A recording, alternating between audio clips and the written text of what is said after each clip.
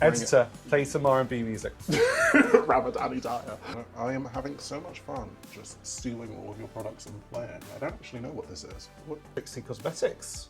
The play pigments. You mix it with stuff. Oh, you have. You mix it with... Yeah, I've put it in with this Morphe concealer.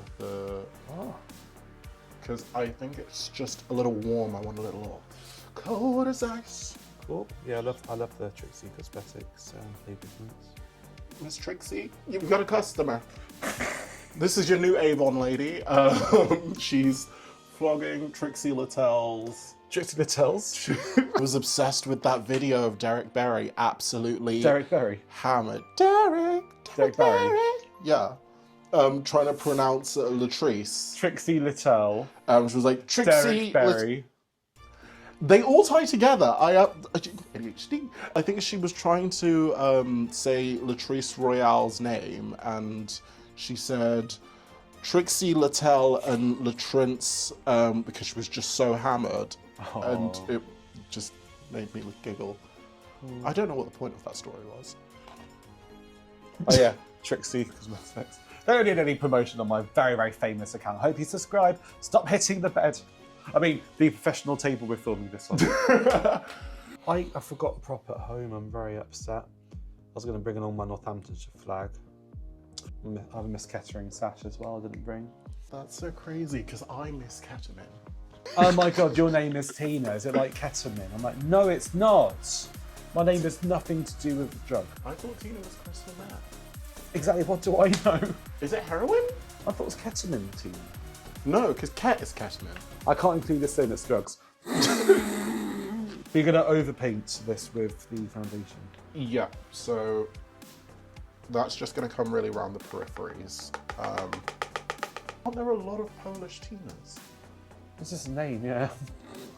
I don't know, I feel like I know at least 3 Polish people. Fortunately, I know too many queens with the same name.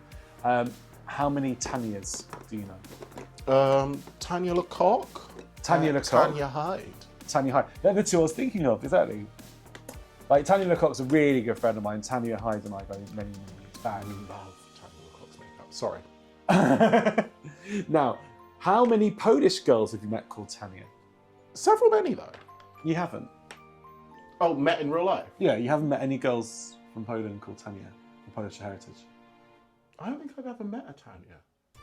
Outside of drag, like just a regular girl called Tanya. Really? No. Well, I'll have you know that in Polish language, Tanya means cheap girl. You should have been a Tanya. I wanted to. But I went for the Catalan Spanish jokes instead. Yo soy Latina, pero no soy Latina. Oh!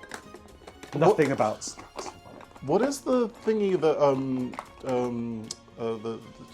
That's a primer. Yeah, I don't have worn this much makeup ever. Not since I started drag. Because one thing I do in drag, I always paint less now.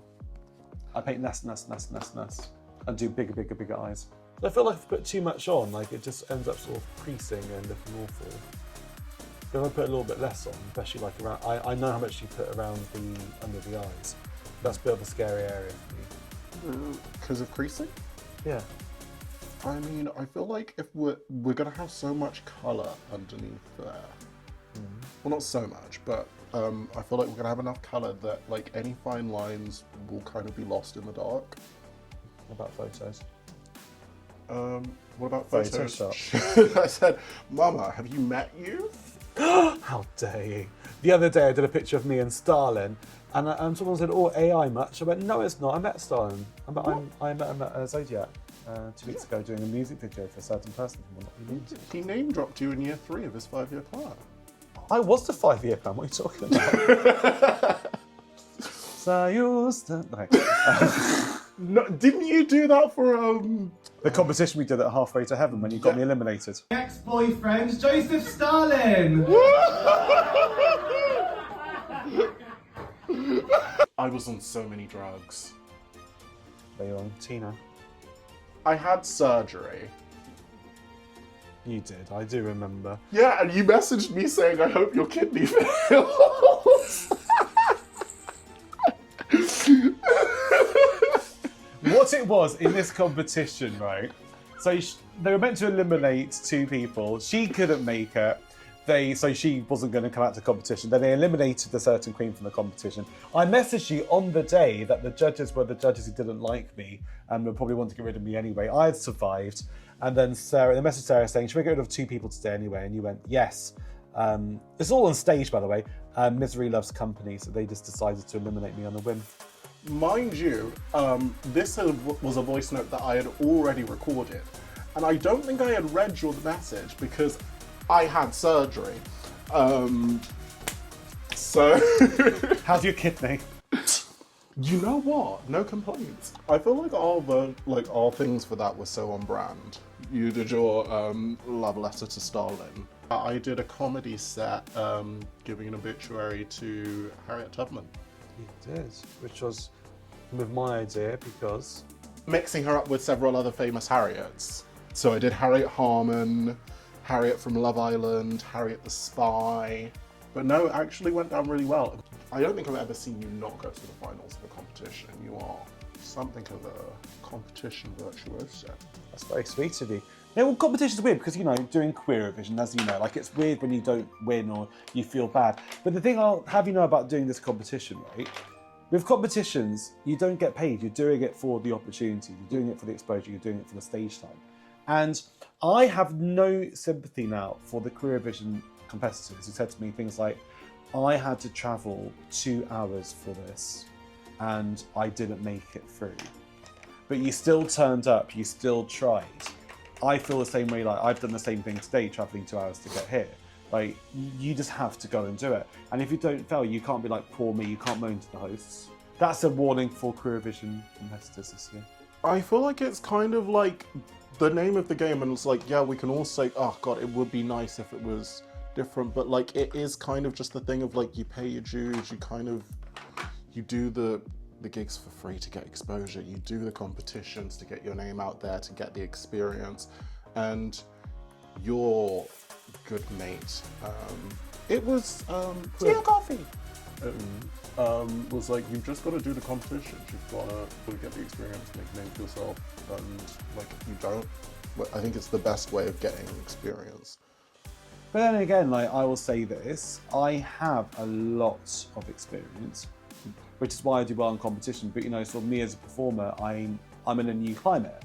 You know, I'm here in the north of England. I need to go and do it again to get that exposure. So I know what I do, and yes, you will go in front of a few panelists, and you have to sort of listen to their sort of feedback, and you can always learn as well. So I'm not afraid to ever get sort of feedback. But if you have to go and do a competition and you're not happy about it, maybe because your career's not in the right place.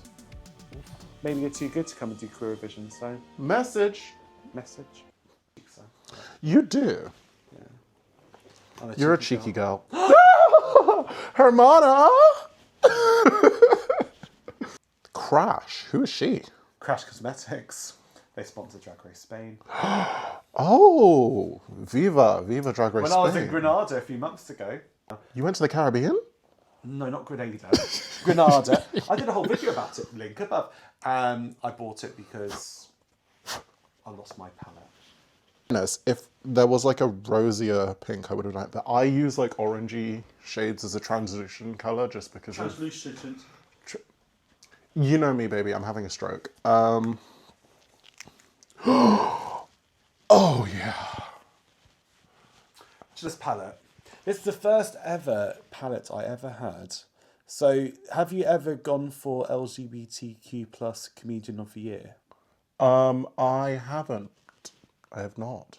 So I'm pals with Chris, who organises it, and for the first ever finals, Tia was there. Tia was was one of the judges. We got a gift bag in the little VIP area, and included this palette, and I still use it now. And it was just before I started doing Teena. So you got this as Lost with Lulu? Could you arguably say that they created this monster that we see before us because they gave you... Last with Lulu is Teena. I did a video about it last week, did a little compilation. It was like the absolute opposite of me, in the sense of like, if I didn't have any education, I would be Teena, for example. It's true, if I didn't go to lovely schools, I'll be a lot more Ketch and a lot more Teena. They're like, this is how Teena talks. a lot more Kettering than Lycian does. Absolutely. Well, you're also super, super shy, and Tina is as in your Don't tell face as people it the truth. gets. Sorry, I am. she's brash and in your face all the time, 24/8. I'm shy about people I don't know. I'm a lot more soft-spoken than Tina. I think you're a lot more, like, also, like, Tina kind of gives, like, I think that's probably just, like, it ties in with, like, your amazing ability to improvise, but, like, Tina is very much, like, she thinks it, she says it, whereas, like, Lucian is a deeply, deeply pensive babe. He thinks about life, Then you love, think and the about pursuit of an answer. happiness. All right. Alright. Time for some more Monster. Ultra Strawberry Dreams. Oh my god, wait, pull it up. That's what I'm wearing. Wow. You're pussy pink inside and out, mama. If I had a nickel. What did you just call me?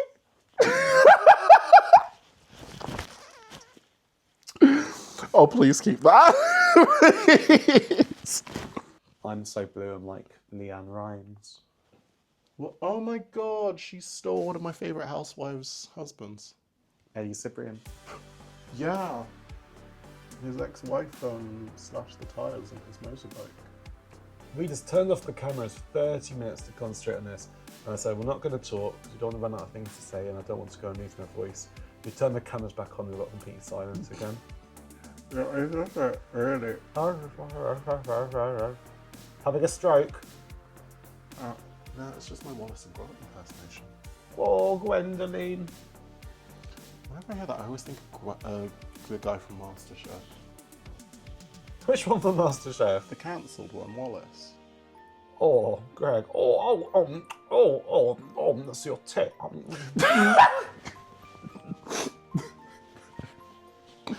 Was that what he... Oh, I don't know what he got cancelled for. I thought he was racist. No, that's the other one. What happened was, so with Greg Wallace, lots of women came forward saying that he was very, very sexually aggressive to women filming the show. Even to go like to touch them without consent, even as much to go and invite people to his dressing room. Allegedly, and then like dropping his towel and stuff. And they had enough of the complaints, so they fired him. The other one is not an excuse. He got very, very drunk at a Christmas party and they were doing karaoke and the karaoke song has the N-word in it. Oh. And apparently he had great joy saying the N-word. Apparently, that's what my insiders say. That was it? That was it. And then afterwards someone said you shouldn't have actually done the N-word, it wasn't even on the screen. And he just kept on saying it all night, like laughs. Oh, okay. And that's why, obviously it's really, really bad. But like, I'm not a politician, right? He could have had an opportunity to do a press release about it and an interview about it. We all do things we regret. This is true. Maybe. Are you watching MasterChef? MasterChef? No, who does it now? They got this guy called Matt Tibbett. Typical middle-aged dad type. The housewife's favourite. Oh. I like him because I'm a housewife. You're a real housewife. The Real Housewives of Kettering, yeah. Coming soon from Northampton TV. That's a really interesting point, all right. So I was saying to Sarah before that I went to a Green Party meetup in Liverpool the other day. And we had to spend an hour doing a little like conversation, team building, writing task about why do we have Scouse pride? And yeah, it got me to thinking that I don't think I work in Liverpool because I'm a Scouser. I don't think they'll ever accept me because I'm not from there. And I think lots of people sort of feel the same way, that entertainment needs to go and be Scouse, or a Scouse certain way to be done, right? You look at sort of all the cast for the Panto, for example, there's always Scouse performers. I've seen like even like on the Facebook groups, cases of, oh, why is that person doing this role? They aren't even Scouse. The Beatles movie at the moment, oh, why are they doing it? They're not Scouse. Or if someone has a speaking role, they aren't Scouse. Like Scouse. If you go and watch Panto in Northamptonshire, no one has a Northampton accent. No one. They're all from London. That's the end of my rant. I think I've not been here long enough and I haven't really gone for anything creative up here to see that side of it, which that would be kind of like a bummer, because I think it's like at this point, everyone's moving like around so you can't really have that same sort of, oh, nobody can work here if they haven't, they weren't baptized in the Mersey or something. It's the argument between gentrification, and I'm not going to go any further because I don't want to get cancelled. I will have you know the following. The other day, my cleaner turned up.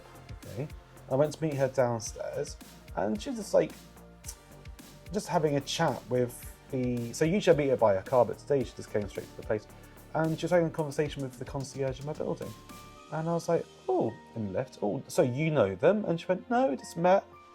Because they're bloody Scousers. That's why they're having a lovely conversation, because they were Scousers. I've lived there for a year. I've said around 20 words to him. I always try and start a conversation, even though he never wants it. Yeah. But if it's someone local, they'll talk about whatever, like a proper... We weren't talking about like mum's hemorrhoids or anything, but it was very personal, I'm sure. But it does kind of feel like everyone in Liverpool knows each other. And if they don't, it's very much like, oh, well, they talk for 30 seconds and it's like, oh, you know Sue? Oh, yeah, Sue. Well, the really, really negative thing. I remember Marcus Collins from The X Factor. Oh, fit. Well, he's from Liverpool. Really? Yeah, and he found out that I read it the other day, he found out his dad had died through someone on Facebook, because all the Liverpudlians were talking about the fact his dad had died before he even knew, like, the neighbours and family friends and stuff. It was immediately just online before you could ever find out, because news travels really fast in Liverpool. You know, gossip is the devil's don't. Let's just go. Yeah, Gossip Girl, more like Devil Girl. R.I.P. that lady. Which one? Pat McGrath. That's got a callback. The mother from the thing I never got when I was an actor. The lady who played Moira on Schitt's Creek. Yeah. She passed away. Didn't know she was in that show we just said. No. She's the one who said gossip is the devil's telephone. Oh. I was like, I didn't think she was in Gossip Girl. That's called an intertextual reference. Okay. That's called me having another drink. I can't see myself, but I can see. Stop it. I can see, like, I'm very black out like that. It's a bit weird for me. Yeah. Oh my god, cousin! Did you get it? Yeah, I'm trying to react. You said, what won't get me cancelled on X? Just wear the do-rag again. I love do-rags, they're very posh. I feel like it's just like a penny by another name, really, isn't it? But then if I said to you it's just a fabric, you'd get all offended and like it's actually a cultural thing. I think more so for Americans, just because they are... I think their attachment to sort of like the fashion that they've created is important, because a lot of their culture was stripped away from them. But like, I've got a far more tangible connection to my heritage and my culture because I'm direct from Africa. So I don't really think it's sort of my place to say how African Americans feel and whatnot. But to me, a do-rag is just the thing that stops my... Like, I think it's awesome, it's black culture, it's sweet, but it's just the thing that stops my hair from breaking before I go to sleep. There we go. We learn a lot in Teena Talks about intercultural relationships and communication. If you want to know more about do-rags and African American culture compared to African culture, be sure to go and contact Sara Tonin she doesn't have an Instagram account still. I made a new one. It has 1 follower, which is, I think, probably... Your mum. No, I think it's my ex. Which one? There's only 3 that I will claim. The Polish one, the Canadian one, or the one I can't remember. Cut this. I did warn you about my hooded eyes. I can never do this much eyeliner. Again, I can only feel it. So I just sit back for a minute and let it dry. Yeah. Please, please, please. I'm now on a beach in Anguilla, sipping my Corona like there's nothing going on. You know who went to Anguilla? Shakira, like my reference. Is that a Shakira reference? He went to Anguilla. The Real Housewives of Atlanta. The Real Housewives of Atlanta. Wowee. Cool story, bro. I'm excited to see if this eyeliner actually works for me. So I just know there's going to be a big crease, a big little like black rainbow is going to appear eventually. I'm sorry in advance, but it will. But if you manage to do this, I can't wait to watch this back and learn. It's not a tutorial, this is a chat. That's just me getting free makeup. Because it's important, I was saying this to you before, like the idea of I need to feel like I'm myself on stage. And I feel like if the makeup's off, I won't feel myself, then I can't perform as myself. I need to just, I'm very scared about going against the Teena grain for anything. What have you learned from today's makeup? Comment below. I mean, I told you guys, she sells products. Children. I don't sell children. Although, listen, I don't sell this channel very well. So can you believe this? We're coming up now to nearly a year of Teena Talks. And you were my second ever guest. Oh my god. You and Victoria Scone. Back in there. Where is she? She's looking skinny and gorgeous in London. You know, I was teeing you up. I was teeing you up to say she's gone. Oops. You know what? That was low-hanging fruit. You're better than that. Yeah. I'm not. I'm just so used to her name being a pun. You don't think about it for a while. Lots of queens know have a name and it's a pun. I don't know how it's a pun. A year later, it's like a Yugoslavian car, and you're like, oh, great, works.